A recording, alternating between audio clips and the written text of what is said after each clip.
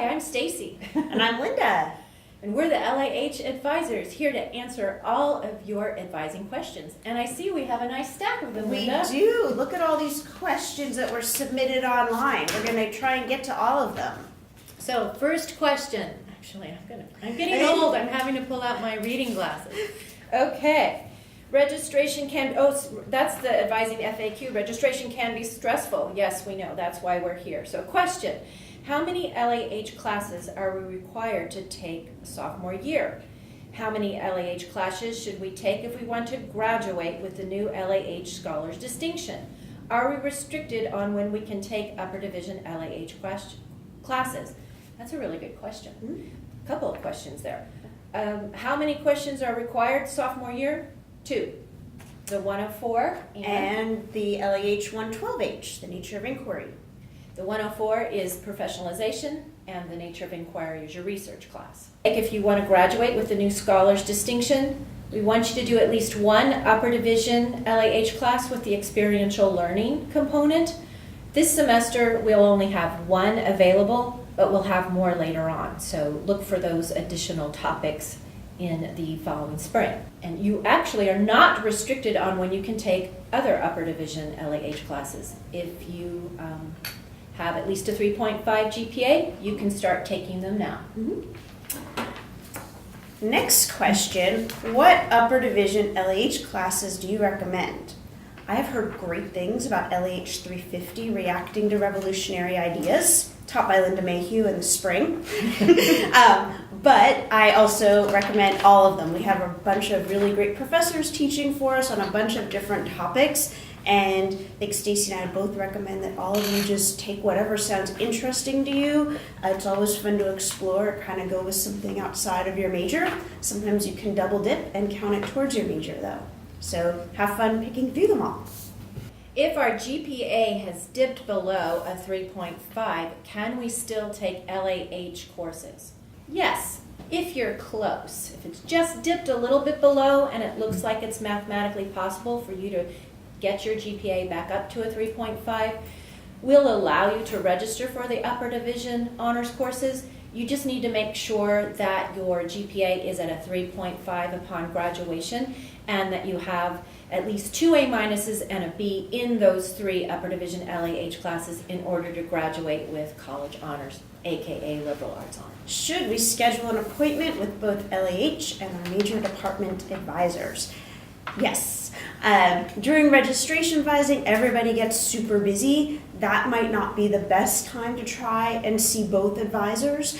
What I'd recommend doing is seeing one of us during the busy registration time when you want to really think about your upcoming semester, and then see the other one maybe during a quieter period so we can spend time talking to you and going into things more in depth. But if you make an appointment, make sure you show up. Or at least call ahead to cancel it, because our advising slots are filling up. And so we want to be able to see everybody. Next question. Oh, this is actually for you, Linda. For humanities, are there any prereqs to register for the thesis courses? Yes. To register for the first thesis course, you need to submit an abstract, and you have to have your first reader, also known as your supervisor, all lined up. For the second half, you'll need to have your second reader lined up. And once you get me that paperwork, then I will give you access to add the course. Okay, next question. It says, hi, I just had a question about the UTeach program. How can I fit that and my current major into a workable schedule and still graduate on time?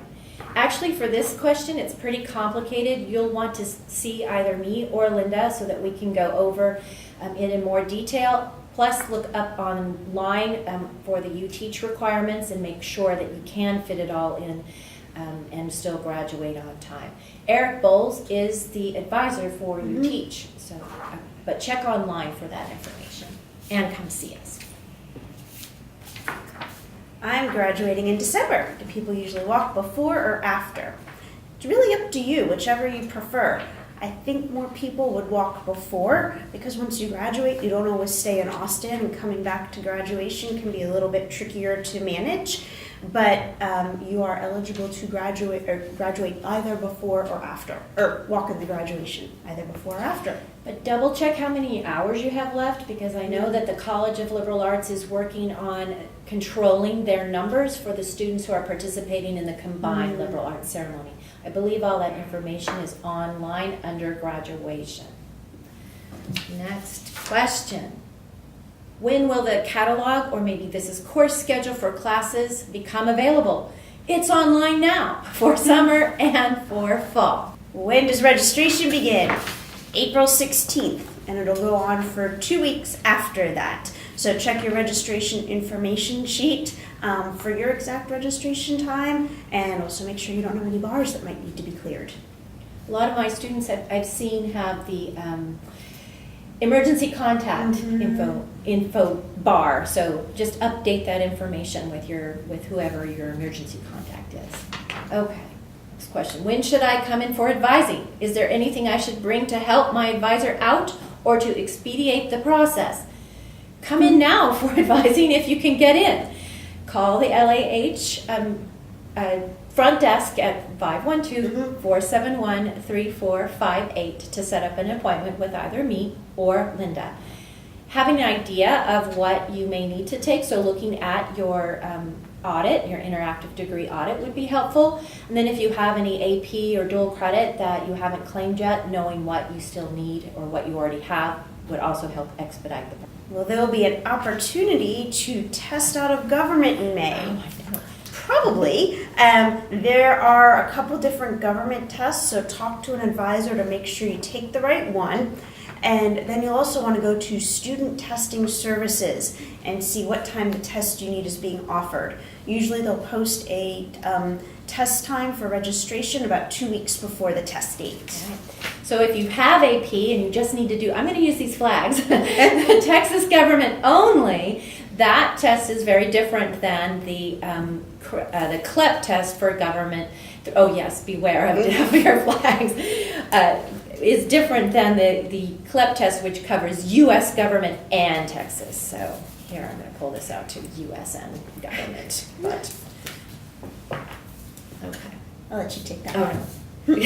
Can a student have both a minor and a certificate in one major?